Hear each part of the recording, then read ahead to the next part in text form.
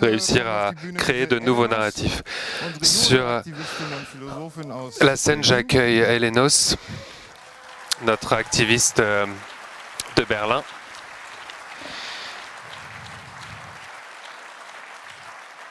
Mischko, depuis 10 ans, actif en biophysique.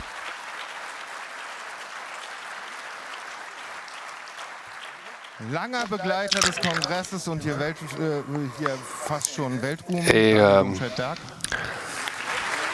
Daniel Dumschelberg. Last, but definitely not least, Et le dernier, Aktivistin bei der letzten Generation. Becky, activiste de la dernière génération.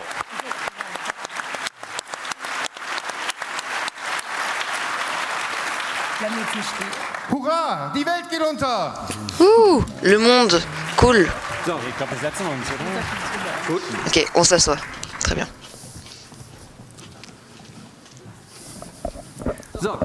Alors, bienvenue à tous.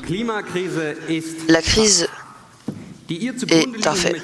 Les mécanismes sont très connus. Mais personne n'arrête de voler. Et nous tous volons un quotidien qui sert à faire de la crise une catastrophe. Bizarre, mais c'est bizarre. C'est une dissonance. Une dissonance qui doit finir pour que la société de l'ordre général soit... Pour que cette crise qui commence devrait être ralentie ou arrêtée. Comment arrivons-nous du savoir? Donc, pour répondre à cette question, nous avons cherché des racontes, des narrations, ce que les humains ont fait et font encore. Des histoires que les humains font pour changer leur quotidien, pour changer les choses qu'ils font. Donc, on a cherché quelques histoires et nous allons vous raconter ces histoires. On a Becky, qui est activiste de la dernière génération, et Daniel, qui est fondateur d'un Verstehbahnhof en Fürstenwald. Donc, avant de commencer ces deux premières histoires, il va nous donner une perspective un peu philosophique. On peut voir ces histoires. Donc, à la fin, on pourra peut-être voir des dissonances qu'on verra pour réfléchir à ce qu'on fait. Quelles histoires collectives avons-nous besoin pour réussir dans cette crise du climat?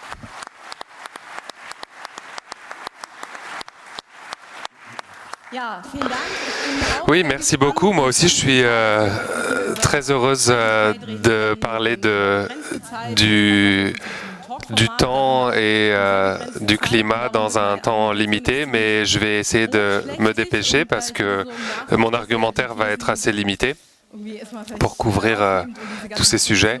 Et toute cette différenciation vous devrez la réaliser par vous-même ou avec d'autres personnes. Donc, on va faire de notre mieux. Allons-y. Donc, vous avez entendu, les humains ont besoin d'histoire. Les humains aiment les histoires. Ils ont besoin d'histoires pour pouvoir trouver une place dans ce monde, pour savoir qui ils sont, qui sont les personnes autour de lui et quelle est la relation entre cette personne et les autres.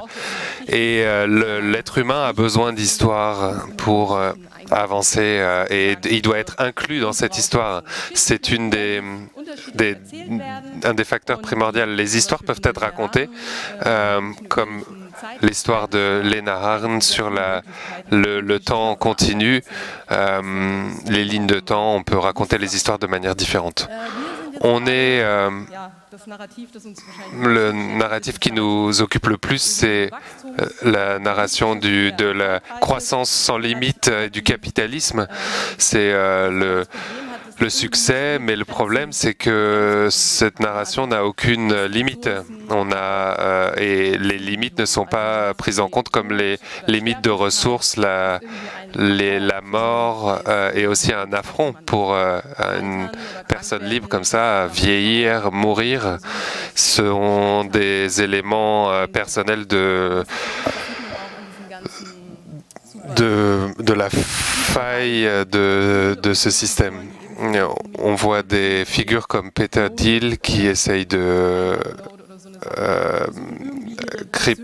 cryonisation ou le fait d'uploader sa pensée pour essayer de trouver un chemin vers l'immortalité.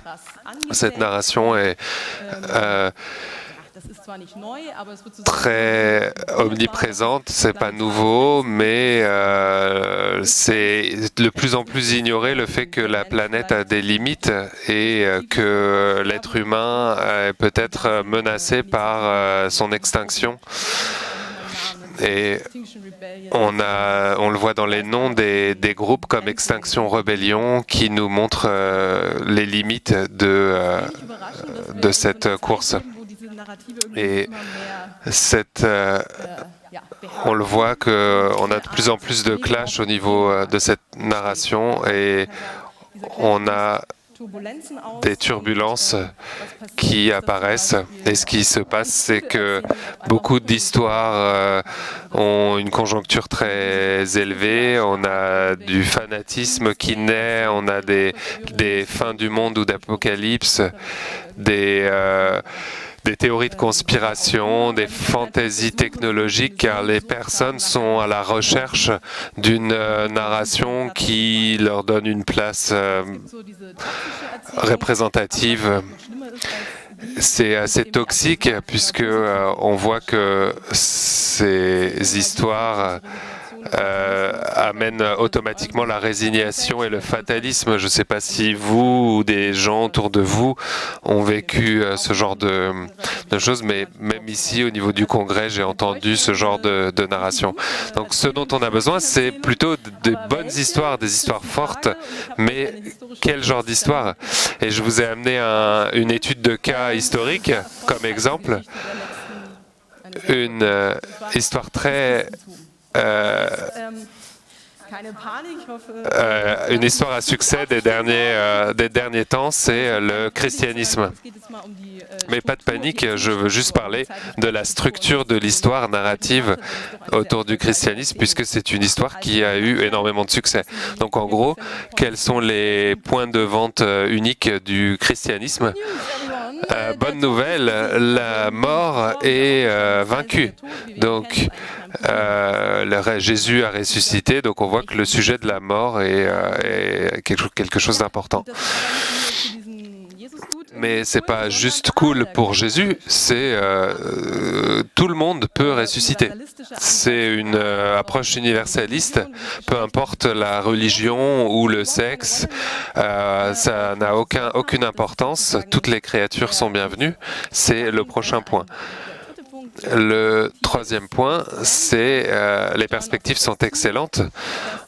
On voit qu'on a une logique complètement différente par rapport au monde dans lequel on vit aujourd'hui. Les faibles seront les forts, pas au niveau de la personnalité, mais c'est au niveau de la logique de pouvoir. Et on peut la reconnaître et on peut travailler avec. Et la quatrième chose, c'est l'attente de proximité. Donc, les chrétiens d'origine pensent vraiment que ça va se reproduire bientôt. Ils pensent dans 10 ans, 20 ans et qu'ils vont pouvoir le vivre.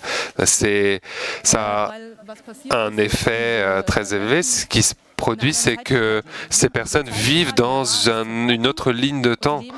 Ils vivent entre le moment où le temps a été interrompu, et donc ils ne sont pas dans un temps continu, mais dans un temps interrompu. Et ce temps a de nouvelles qualités. Quel est l'effet sur les gens? Il est énorme, puisque tout ce qui représente le quotidien, les autorités n'ont plus de rôle, les lois n'ont plus de rôle, la famille n'est plus importante non plus. C'est la communauté qui prédomine, c'est une autre logique. Et on a des niveaux élevés d'activisme. Et à côté de ça, on voit la répression, les poursuites vont avec plaisir en prison. Les gens vont à 100% avec leur représentation. Mais qu'est-ce qui s'est passé du coup avec cette histoire? Vous savez tous, la partie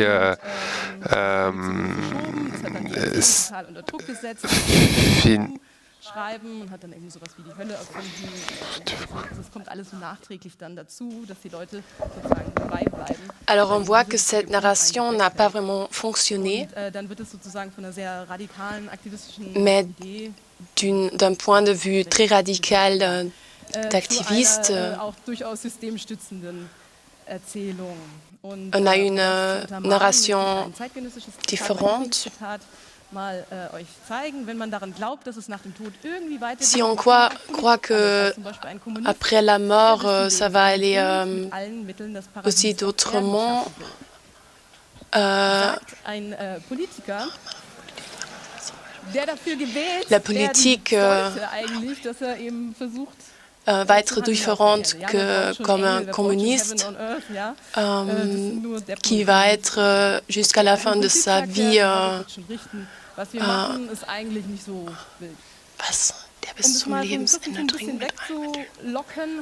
qui veut créer ce fin de vie avec tous les moyens possibles.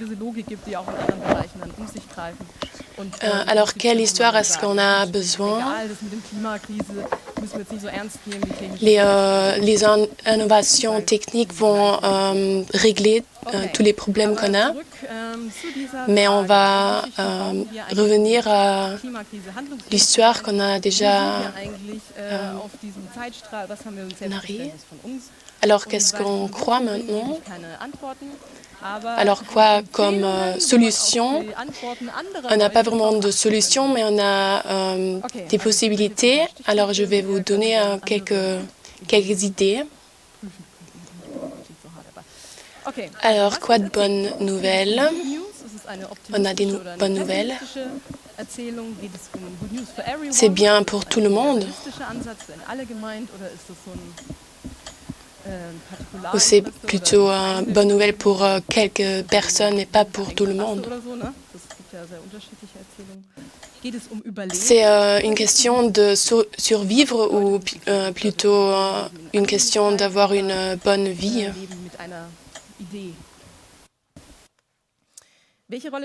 Et c'est quoi le rôle de la mort et de la vulnérabilité?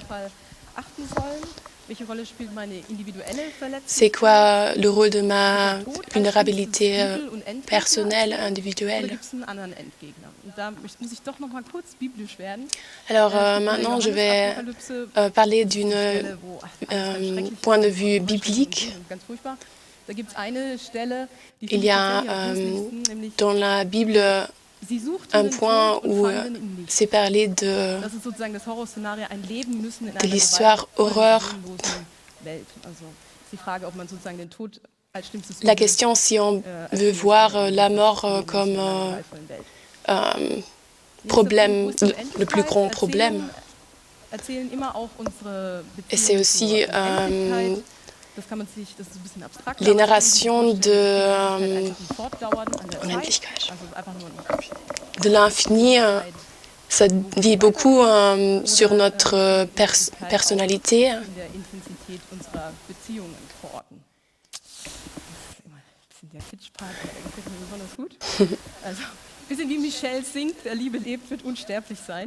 Ceux qui aiment l'amour va être ne peut plus mourir. C'est un peu kitsch, mais quand même. Alors on va attendre pour quelqu'un de l'externe, comme les milliardaires de tech, ou est-ce qu'on croit qu'on est un collectif et on peut agir nous-mêmes? Alors c'est quoi le rôle de la technologie? C'est la technologie qui va nous sauver, ou est-ce que c'est un moyen de nous aider seulement? Alors je vais finir maintenant.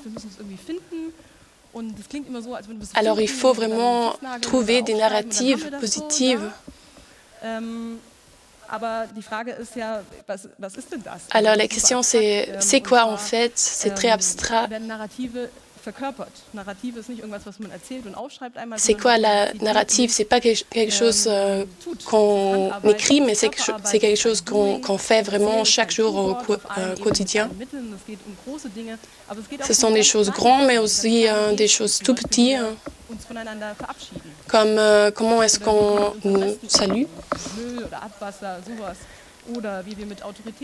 Et c'est comment qu'on agit avec notre corps et aussi les autorités.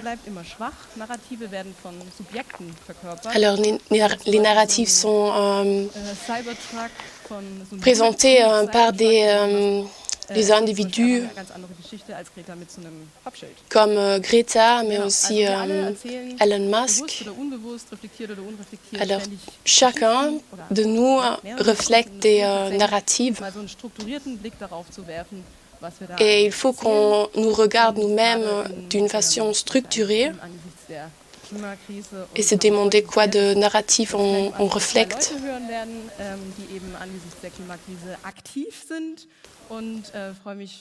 Et je suis curieuse d'entendre le narratif des activistes qu'on a ici, qui sont des activistes du climat. Applaudissements.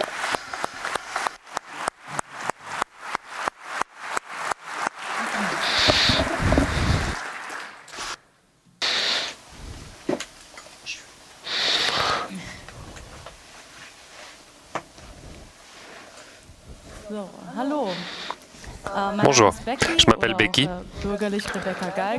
ou Rebecca Geiger. Je fais partie de la dernière génération avant le gouffre et je veux que vous paniquiez. On sait tous, on a déjà eu assez de sessions sur les congrès précédents, sur la crise climatique, les inondations, les tempêtes, les famines, les exilés. On a tellement de crises dans les pays du Sud et pas uniquement. On voit qu'on a les résultats sont des problèmes sociaux et sociétaux. Ce n'est pas une fantaisie apocalyptique, mais c'est la réalité. Je suis habitué à reconnaître des réalités difficiles. Je suis la fille d'une mère seule, alcoolique et dépressive. J'ai eu une enfance compliquée. Mes amis étaient tous dans la même situation. Et étaient parfois seuls chez eux dans des jeux de consommation et de compétition. On voyait leur frustration de manière très claire, de manière patiente. On nous disait au jardin d'enfants que ça allait changer, que les valeurs s'apprenaient. Mais les valeurs apprises par la vie ne sont pas ces valeurs. Les personnes dépendantes d'aide sociale ou réfugiés ou autres personnes marginalisées ne sont pas touchées par ça. Certaines personnes profitent pour ne pas perdre. C'est la concurrence plutôt que la communauté. on voit que on ne peut rien changer, c'est comme c'est, et l'état dans lequel on est, c'est une dissonance cognitive qui génère une tension qu'on veut vraiment résoudre. On a des solutions comme le travail, s'optimiser soi-même et se récompenser en consommant. À 15 ans, je suis parti de la maison. Un an plus tard, ma mère est morte. Même avec la faim, j'ai de l'expérience. J'ai consommé et j'ai continué. J'ai fait mon bac, un bachelor et j'ai essayé de devenir quelque chose à l'opposé de la plupart de mes anciens amis qui sont tous tombés. J'ai eu le privilège d'accéder à l'éducation et j'ai fait un master en écologie. Avec chaque cours, j'ai été ébahi par les catastrophes et les personnes qui profitent de ces catastrophes et que tout le monde est au courant et que personne ne fait rien contre. En 1995, la première conférence contre le climat a été tenue à Berlin. Angela Merkel, à l'époque, était ministre de l'écologie. Ensuite, elle a passé 16 ans au gouvernement et n'a rien fait pour l'écologie, rien de suffisant. Combien de chances on a laissé passer pour changer les choses? On a informé, on a fait des manifs, pendant mon doctorat, j'ai essayé de programmer j'ai laissé tomber mon doctorat. On sait assez de choses. J'ai essayé d'expliquer à des gens en dehors de mes études. On m'a demandé pourquoi est-ce que tu t'énerves comme ça, pourquoi arrête d'exagérer, mais je pense que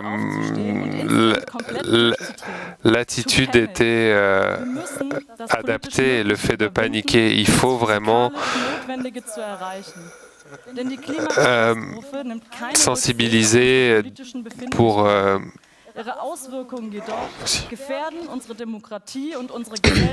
C'est dangereux pour notre démocratie et notre société. Notre monde va...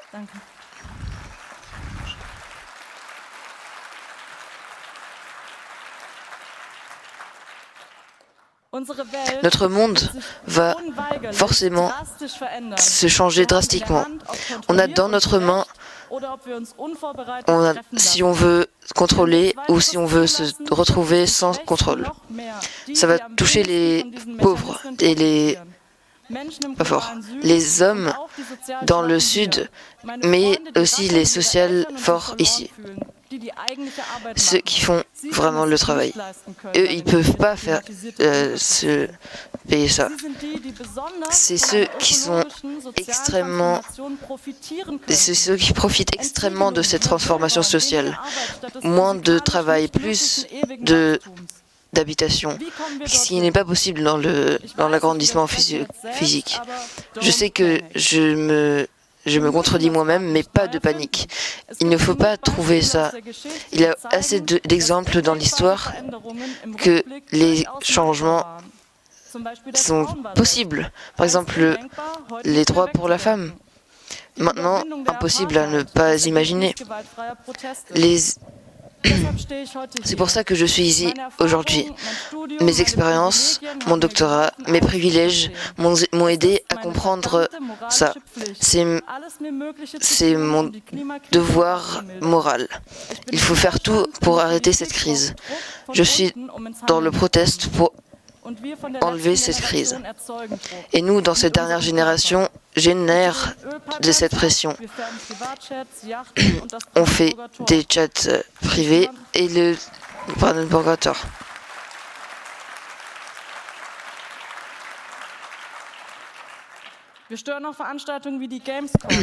On fait même les choses comme la Gamescom, on bloque des rues, on fait des protestes planifiés. La catastrophe climatique reste comme ça dans les médias. On fait de la disruption. On disrupte dans le quotidien et on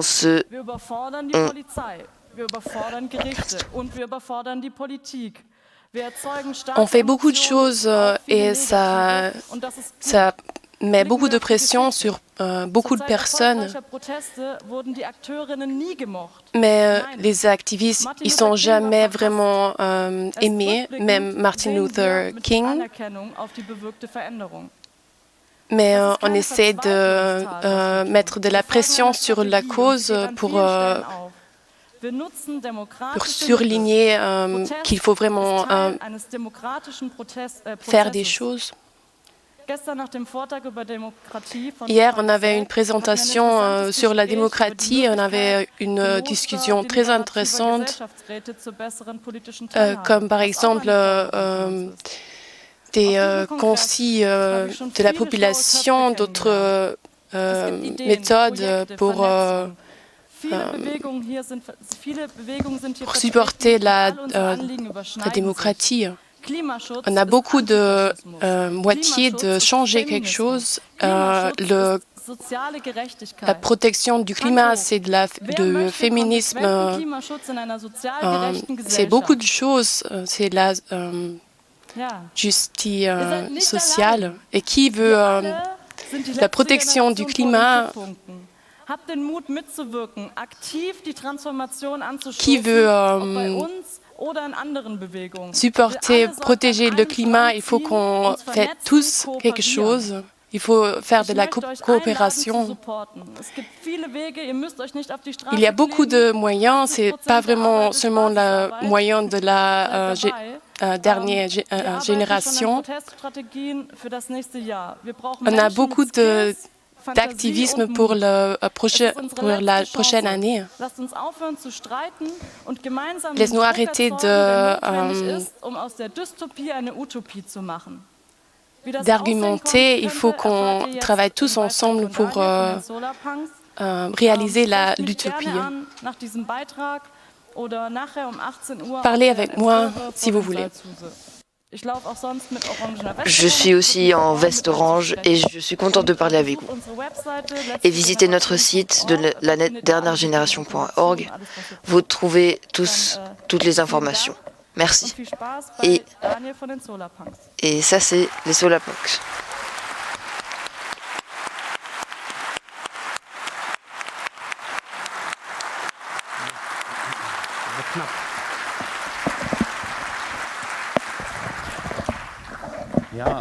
Oui, donc il faut que je fasse une solution, mais je peux dire que ça ne va pas arriver.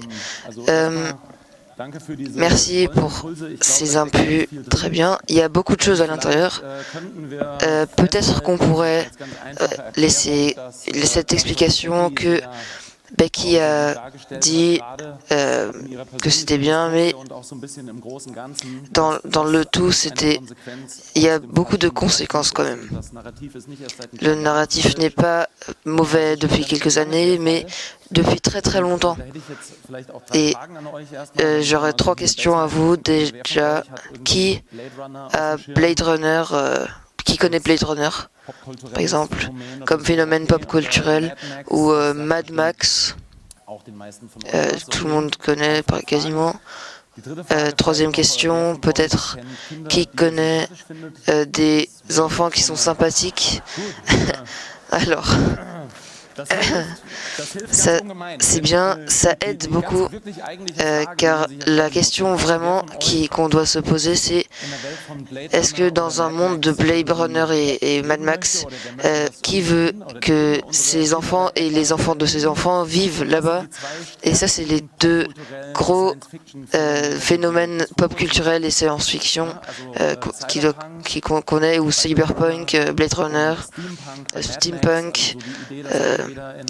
L'idée qu'on soit dans un monde très asocial ou low-tech, où tout le monde est un peu chiant et tout, il faut voir qu'on ne doit pas rouler dans le désert. Ça, c'est un peu les phénomènes pop culturels dans très beaucoup de facettes différentes qu'on a racontées, mais rien qu'on veut vraiment avoir.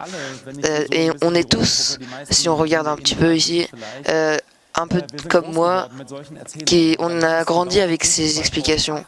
En 2008, il faut se dire que quelqu'un a dit il faut raconter quelque chose d'autre.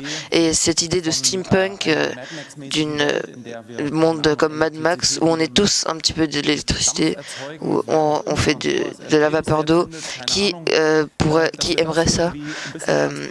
Donc ça, on pourrait le changer en un monde qui a des électricités un peu renouvelables, durables. Et en 2008, du coup, c'était il y a 15 ans que les premiers gens ont pensé qu'on va peut-être faire une nouvelle histoire pour faire une autre idée de ce futur, de toutes ces explications futuriste. Depuis, on a cette niche de littérature de solarpunk. Et du coup, solarpunk est cette idée qu'on fasse tous ensemble un monde où on foire pas tout. Et on a tous ces outils techniques, mais aussi ces systèmes qu'on a tous en tant que société, dans cette société diverse, et qu'on ait tout ça ensemble. Parce que par ça, on peut faire quelque chose. Et je pense que cela est un bon contraste contre l'explication dans laquelle on est.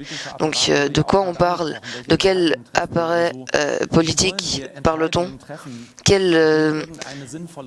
Dans quelle direction veut-on montrer? Et je ne sais pas si c'est le changement des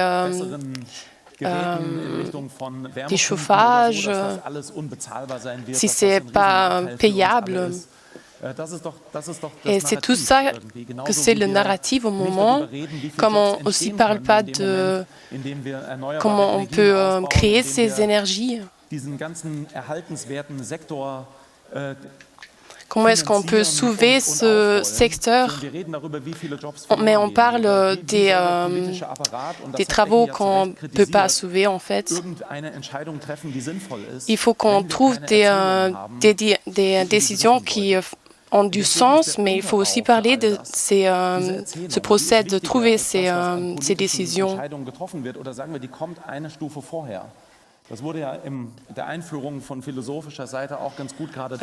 Et avant, on avait parlé d'une façon philosophique qu'il faut vraiment avoir cette narration et il faut avoir une narration qui est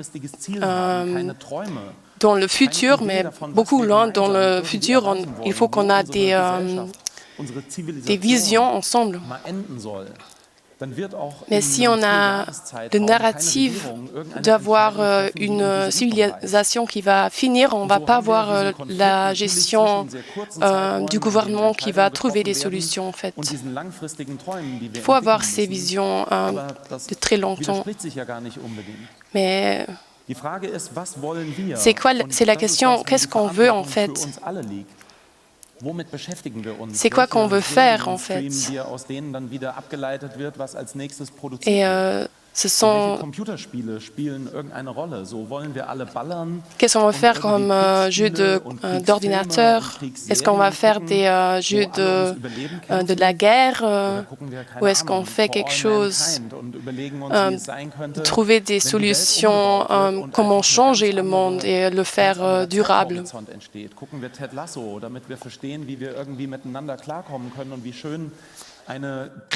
On peut regarder Ted Lasso avec un monde plus beau, avec des meilleures perspectives. Et c'est vraiment ce de quoi il s'agit avec Solarpunk, c'est d'avoir des perspectives qui nous permettent d'ouvrir des fenêtres sur l'avenir plus lointain, l'avenir qu'on a envie de voir. Et c'est là où chacun d'entre nous peut avoir un impact. C'est pas les gouvernements qui vont influencer ça. On peut pas outsourcer ces éléments seulement à d'autres personnes. C'est comme la démocratie, ça ne fonctionnera uniquement si nous tous, de manière communautaire, on essaye de s'impliquer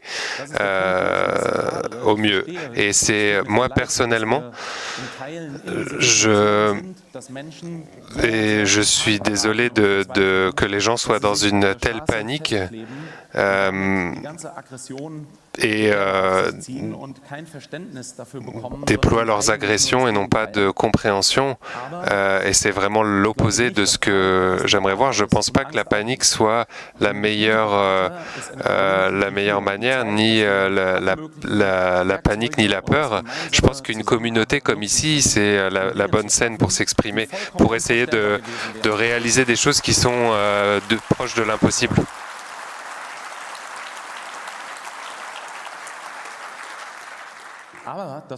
Mais ça signifie aussi, et je pense depuis longtemps, que nous, dans cette communauté, on a vraiment une responsabilité très importante parce que on fait partie d'une élite privilégiée qui est en mesure de changer les choses. On sait comment utiliser les outils pour résoudre des problèmes, s'organiser et construire des choses ensemble de manière décentralisée, plutôt que dans le lointain, l'Orient lointain, et les mettre à disposition, mettre les moyens à disposition de tout le monde. Ça veut dire que nous, au sein de notre communauté, on doit le transporter entre nous, mais aussi surtout vers l'extérieur. Et la responsabilité ne s'arrête pas quand vous rentrez chez vous demain. C'est une responsabilité qu'on doit transporter dans la société, qu'on doit vivre et c'est des histoires sur nos rêves, sur nos attentes, qu'on doit transporter, qu'on doit diffuser. Et c'est vraiment l'élément principal que je voulais partager. Comment vivre d'un monde meilleur. Et au lieu de douter, c'est vraiment ce dont on a besoin. À mon avis, c'est de l'optimisme. Et je suis vraiment d'accord avec Becky qu'on a besoin d'un avenir plus joyeux, mais ça, c'est vraiment le résultat. Et c'est vraiment ce de quoi il s'agit dans le hacking. Et si assez de personnes font partie du jeu, on a plus de chances. Et de toute façon, il n'est pas trop tard à mon avis. Et on est à la fin de notre temps, mais j'aimerais bien continuer la discussion avec vous plus tard. Je passe le micro à mon collègue et vous allez savoir comment on peut continuer tout à l'heure à 18h. Et en attendant, merci déjà.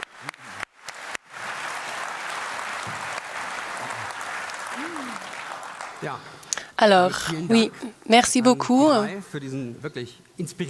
pour ces mots très inspirants.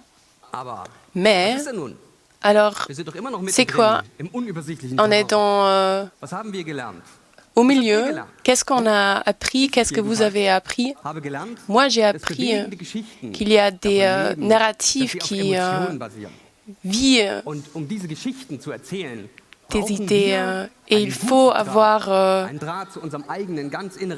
bonne connexion avec nous-mêmes pour raconter ces histoires, ces narratifs. Et le climat, ce n'est pas une challenge de la politique, de la technologie, mais c'est aussi une challenge pour nous-mêmes. On a besoin des narratifs de la beauté, un narratif de faire quelque chose au collectif, tous ensemble. On a besoin des histoires de la force, d'avoir la force qui se montre si on est vulnérable nous-mêmes. Mais je pense qu'on peut parler beaucoup mieux de ces narratifs si on a quelque chose à boire dans nos mains. Et on va inviter tous à parler avec nous à 18h avant le sous-saal. Mais maintenant, c'est la fin de cette histoire. Et je vais je donne le mot à l'autre personne.